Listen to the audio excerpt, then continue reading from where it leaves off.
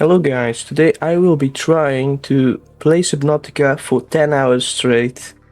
Let's get straight to the video. Now before we really get straight to the video, first make sure to like and subscribe, and I want to say that this is actually the first of two parts. If this video gets enough likes, let's say, I don't know, like 100, I'll make a second part. Right, now we can get to the good stuff. I begin my journey jumping into a small cabin where I would meet the planet where I would be stranded for a few good hours/days. After I got hit in the face, I woke up in a cabin full of fire and flames, so I had only one option: to put it down, cause if not, I would be a roasted duck. After putting away the fire, I checked the chest full of supplies.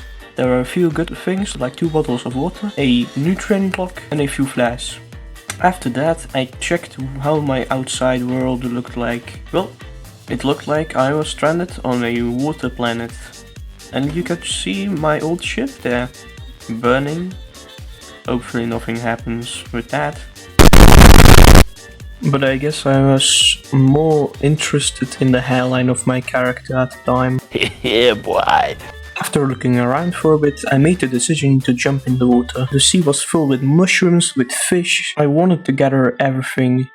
There were also a lot of fishes, such as a bladderfish, a peeper, a boomerang fish, and even a garryfish. At this point it was safe to say I would survive for a few days at least with all these fishes. So I made the decision to get back to my lifeboat thingy. Alpha thing, I didn't know what to call it at the time. It was just then that I realized that literally my thingy was falling apart, like everything was burning, there were cables that were broken, I had to fix the entire ship. After a bit of waiting and looking around what I could do, I thought to myself, alright, I'll go scavenge for some resources, and scavenge for some resources I did. After a while I managed to create a scanner so that I would be able to scan and learn about the planet. Now that I had the toy to play around with, I went and did a bit of searching and scanned literally everything that came up to me, even the fish. And hey, look at that, it's becoming nighttime. This means that I survived almost my first day in this planet.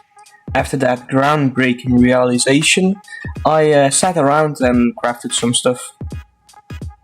After that, I went exploring for a bit to scan maybe some plants. I don't know, I just went to explore. And to be honest, I found quite a significant amount of stuff, such as these grapevines and their seeds, these table mushrooms which I could mine with my knife. I found a sea glide path and I needed like 2 of these, so I already have 50% of it. After that I also found a fish that was like a Minecraft creeper and it exploded itself. So that was pretty nice. It actually came out of a plant, and in that plant I found some cave sulfur. Thanks to the cave sulfur, I've managed to make a repair tool, and with that I could repair my base, so I could repair my radio and my entire freaking cabin. And because I repaired my radio, I actually got a radio message, which contained, and it said that the Aurora's drive core was in a critical state and it would explode in 99999 hours. So I think I had a bit of time. After that very positive radio message, I went and got them some resources and thought, hey, let's build myself a base. And build the base I did.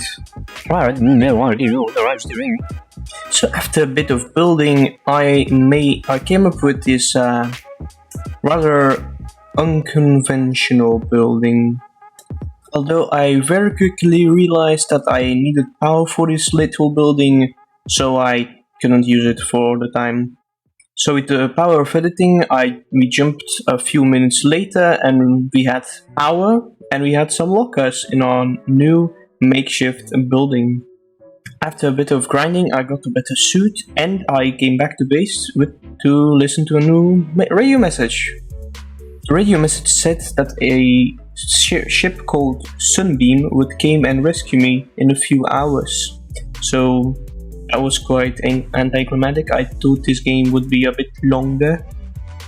In the meantime, I went to a different live pod because I got like a radio message with like coordinates, so I went to check it out. And I don't think the people that sent that message were still alive, by the way. Just noticing that. A while later, I've managed to get some resources to make myself a mini submarine, and this thing was awesome. With this little thing, I could go almost everywhere. Fast forwarding a bit, I found some coordinates to a deserted island. Although it wasn't really deserted, it was full of these spider facehugger things, and I wasn't really comfortable next to them. So I explored the island for a little bit, and I found a deserted base. It seemed like a few survivors were here before me, but sadly they didn't survive to see me. A while later, I got a radio message. The sunbeam was coming to get me. Finally, I would get off this stinking water planet. They sent coordinates to me, and when I arrived there, big surprise, big surprise. And the surprise was not only another island, but a massive building. It looked to me like a tower. No jokes to be inserted here. So I made the decision to get in there. In the center of the building was like a machine, and it hurt me. I didn't like that. And after waiting for a few minutes, Sunbeam finally was here to help me. But the building started moving, and I realized that that thing was a ginormous cannon. They weren't really nice to my friends there. They kinda blew him up. So yeah, not much to say about that. Quite a shame in it. So this is actually where my story ends for now. If you guys want to see the second part, hit that like button.